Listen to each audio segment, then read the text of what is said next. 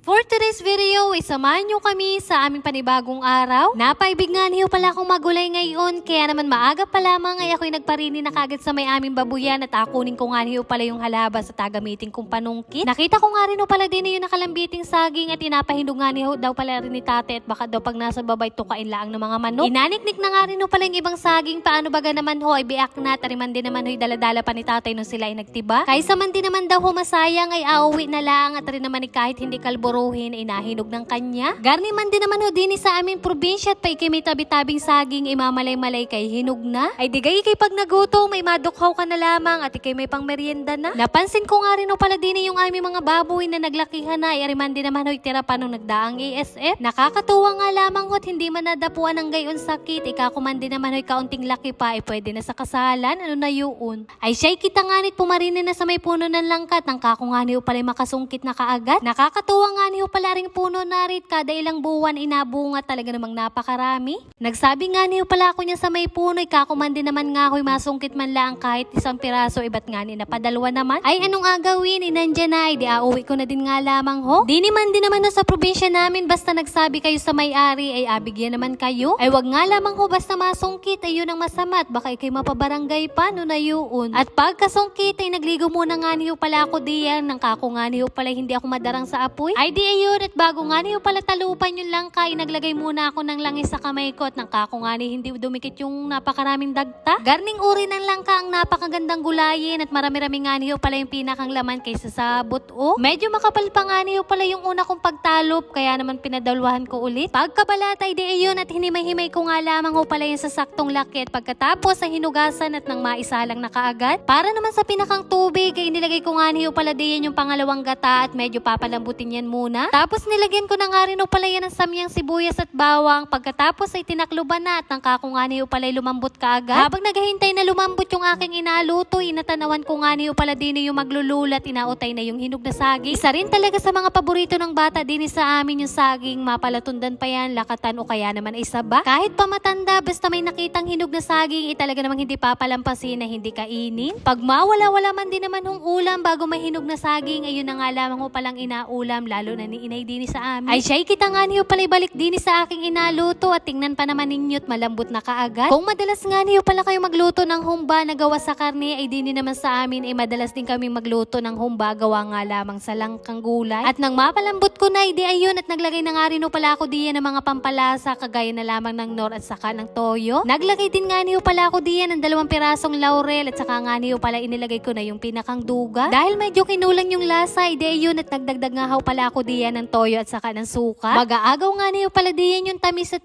asim, saka naman nagdagdag ako diyan ng 1 kutsarang asukal. Ganyang mga luto nga niyo pala ang gusto ko, yung halos humihiwalay na sa buto para nga niyo pala mabilis manguya. Medyo kinulang man sa lahok pero ganyang luto din sa amin ay napakasarap na. At para naman medyo mahalang ay naglagay nga pala ako diyan ng 4 na pirasong berdeng sili. Ay kako man din naman hoy kung mapaibig man na mahalang ang kainin, di makuha na lamang ng sili, ano na yun. At nung maiga-iga na yung sabaw ay dali-dali na nga rin pala ako diyan naghayin at medyo magutom na rin daw. At para mas lalong sumarap ang aming kainan ay nagprito na nga rin pala diyan si mama ng tulingan at saka nga niyo pala na rin mga maliliit na galunggong. Pagkatapos ay di ayun at ako'y naghayin na nga rin pala diyan at nang kami makakain na. Kaya naman thank you Lord sa lahat ng blessing. Kain na po tayo. Inuna ko muna nga niyo pala diyan pakainin si Ate Kiona at nang kako nga niyo pala pagkatapos ay di saka ako malantak ng kain. Fast forward kinahaponan naman ay nakita ko nga niyo pala din si mama sa may loob na nagaluto naman ni ring saging na maruya. Kaysa naman daw nga niyo pala masayang yung kanyang inapakatabi-tabing inapahinog na puto ay di alutuin na nga lamang daw pala niyang maruya. Di naman din naman na sa probinsya basta ikay maglinga-linga lang sa may paligid mo ay talaga namang may maluluto kang pwede mong kainin. Ariman din naman ay kasama pa nung tiniba ni tatay na saging at hindi nga niyo pala nabilit, maliliit nga ni. Ay dinong nahinog ay napakinabangan nga niyo pala namin at ariman din hot merienda pa namin ngayon. Ay siya'y paano bagahuyaan hanggang din na lamang muna ho at ako'y mag-merienda muna. At yun lamang for today's video. Maraming salamat sa inyong panonood. God bless.